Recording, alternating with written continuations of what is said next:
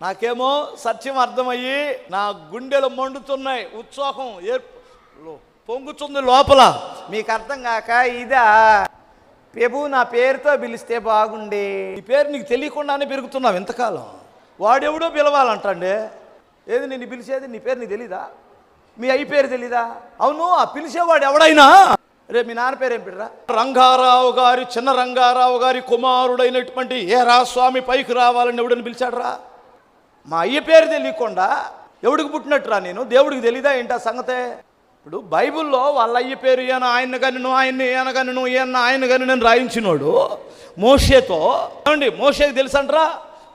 మా తాత పేరు వరకు తెలుసురా నాకు. మా తాత వాళ్ళ నాన్న పేరు నాకు తెలీదు. ఇంతమంది పేర్లు రాపించినటువంటి చంద్రంగారావు గారి కుమారుడు వీరాస్వామి ఇక్కడ ఉన్నాడని పిలవడారా? ఈ చింతామణి నాటకాలకు అలవాటు పడి పిచ్చి పనులు చేయమాకండే, వాక్యం మీద కట్టబడదాం.